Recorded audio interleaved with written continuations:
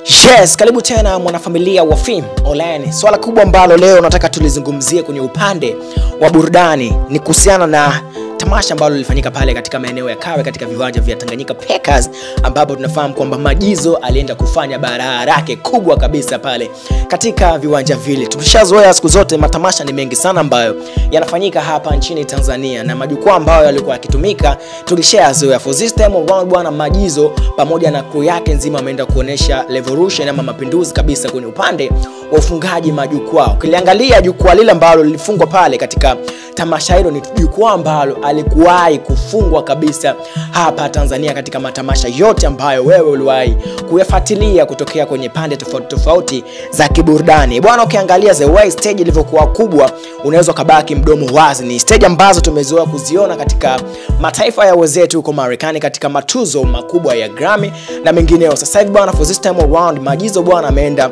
kutuaminisha kwamba hata sisi hapa Tanzania, East Africa, tunaweza tukafanya mambo kama yale. Ukiangalia the way stage ambavyo imefungwa, unaweza kusema ile kwa view ya juu ya drone, picha ambayo itachukuliwa, unaweza kusema kwamba ile sio Tanzania, unaweza kusema ile ni mbele. Lakini pale nikwambie tu kwamba kwa mwanaburudani hapo ni hapa Tanzania, mipaka ya Mama Samia, na pale ni Kawe katika viwanja vya Tanganyika Packers, na ile jukwaa unaloona hapo ni usimamizi mkubwa kabisa wa Majizo. Sasa tuachane na haya, tukiachana masuala ya jukwaa ambapo watu wengi walivutiwa na the way stage ilivyopangiliwa, lakini pia kwenye upande wa sound tunachofahamu sisi kwamba speaker ambazo zilitumika pale katika viwanja vya Tanganyika Packers pale katika tamasha lile ni sound yenyewe kutoka kwenye kampuni yake Majizo. Tunafahamu kwa Jizo Sound ambazo yeye ndo aliamua kuzifunga pale, na watu wakazani labda zile speaker zitakuwa na sound fulani hivi ya kuboa sana, lakini bwana, cha kufurahisha imekuwa sio hivyo. Sound ilikuwa ikisikika,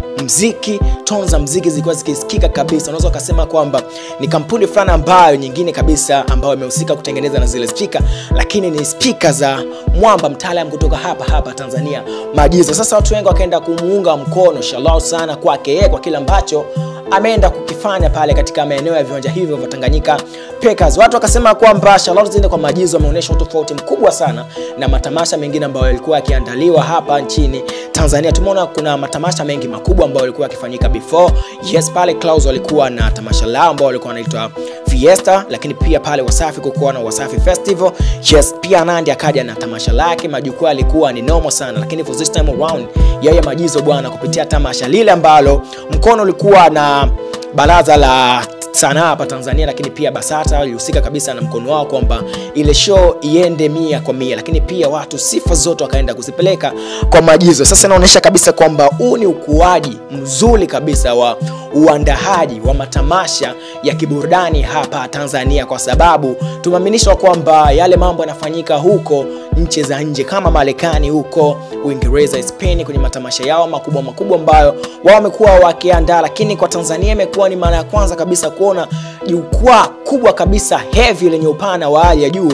Kama wewe ni msanii ambaye hauna punzi, basi unaweza lile jukwaa lote usitembee ukaishia sehemu chache kabisa. Lakini Majizo bwana ametuaminisha na wapenda burudani hapa nchini Tanzania, especially wasanii. Tukamwona pia Shilole, yes, akampongeza Majizo. Tukamwona pia Zuchu ambaye pia alipandisha pale jukwani. Tukamwona pia AY, tukamwona pia pale, tukamwona Madi all the way kutoka pale mipaka ya Manzese alikuwepo pale, AY pia alikuwepo. Wote wakatoa shukrani kwa Majizo kwa kufanikisha ule mchongo, kwani wao wenyewe hawakuwahi kupanda kwenye stage kubwa kama zile za kimuziki. Sasa vipi kwako wewe mwanafamilia wa burudani? Majizo unampa kongole kwa asilimia gani? 100% au 85? Majizo kwa kuwa unamuonaje? Lakini pia usahau kutufollow kwenye page zetu za kijamii pale Instagram kama Film Online kwa habari zaidi, lakini pia usahau kusubscribe kwenye YouTube channel yetu kama Film Online kuhakikisha kwamba unapata taarifa muhimu kama hizi. Comment yako ni muhimu kuhusiana na Majizo, ile arrangement yake ya tamasha lake lile ambalo limeenda kufanyika pale maeneo ya Kawe. Vipi wewe unaonaje? Unamuunga mkono kwa asilimia ngapi? Metwa Dimswati paka pale baadaye. Bye bye.